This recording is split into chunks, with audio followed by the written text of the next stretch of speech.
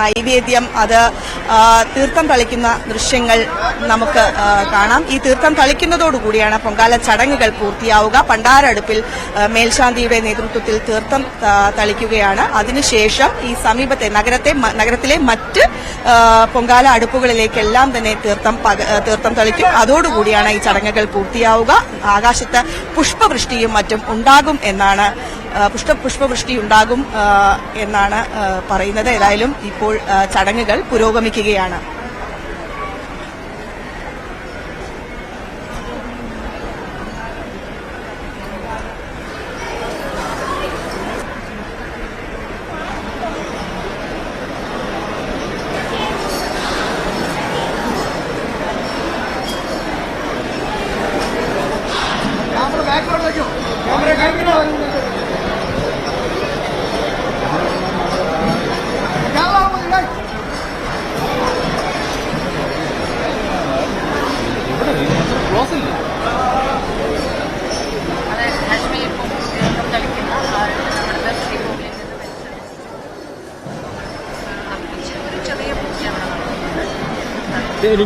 എനിക്കില്ല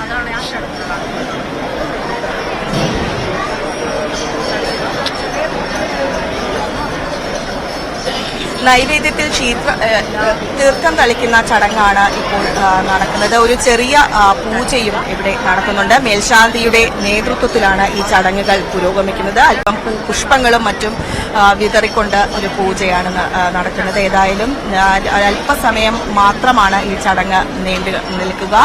സാധാരണഗതിയിൽ ശ്രീകോവിലിൽ ഭഗവതിക്ക് നിവേദ്യം അർപ്പിക്കുമ്പോൾ എന്ത് പൂജയാണോ നടത്തുക അതേ തരത്തിലുള്ള ഒരു പൂജ തന്നെയാണ് ഇപ്പോൾ ഇവിടെ നടത്തിക്കൊണ്ടിരിക്കുന്നത്. ആ പൂജ തീർത്ഥം തളിക്കൽ പൂർത്തിയായി മേൽശാന്തി തിരികെ പോകുന്നതാണ് നമുക്ക് കാണാൻ സാധിക്കുന്നത്. ഇനി നഗരത്തിലെ മറ്റിടങ്ങളിലെല്ലാം തന്നെ നിവേദ്യത്തിലെല്ലാം തന്നെ തീർത്ഥം തളിക്കൽ നടക്കും. അതോടുകൂടി പൊങ്കാല നൈവേദ്യം ആവുകയും ചെയ്യും. ഈ വർഷത്തെ പൊങ്കാല ചടങ്ങുകൾ അവസാനിക്കാൻ പോവുകയാണ്. ഏതാനും നിമിഷങ്ങൾക്കകം തന്നെ ഈ പൊങ്കാല ചടങ്ങുകൾ അവസാനിക്കുകയും ചെയ്യും.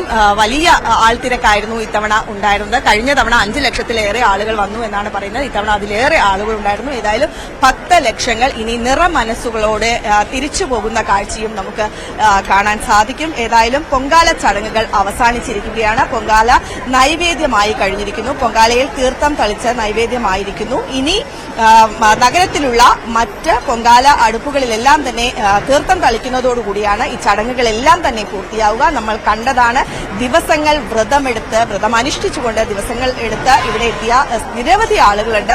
അവരുടെ ഒരു വർഷത്തെ ആത്മസമർപ്പണത്തിനാണ് വിരാമമാകുന്നത്. സ്ത്രീകളുടെ ഒരു ഉത്സവമായിരുന്നു, ഒരു ആഘോഷമായിരുന്നു നമ്മൾ കഴിഞ്ഞ ദിവസങ്ങളിലെല്ലാം തന്നെ കണ്ടത്. ആ ഒരു ആഘോഷത്തിന് വിരാമമാവുകയാണ്. നിരവധി സ്ത്രീകൾ, നിരവധി 10 ലക്ഷങ്ങളാണ് ഇവിടേക്ക് കടന്നു വന്നത്. വലിയ തോതിലുള്ള ആൾത്തിരക്കും ഭക്തജന തിരക്കും ഇത്തവണ അനുഭവപ്പെടുകയും ചെയ്തിരുന്നു. വലിയ തോതിൽ, അതായത് ഇപ്പോൾ ചടങ്ങുകൾ ഏതാണ്ട് അവസാനിച്ചിരിക്കുകയാണ്. ഇനി വൈകിട്ട് കുത്തിയോട്ടത്തിന്റെ ഭാഗമായുള്ള ചൂരൽ കൂത്ത് നടക്കും. അതിനുശേഷം ഭഗവതിയുടെ എഴുന്നള്ളിപ്പും മറ്റ് ചടങ്ങുകളുണ്ടാകും. നാളെയാണ് ഈ ഉത്സവം സമാപിക്കുക. ഇന്ന് 9-ാം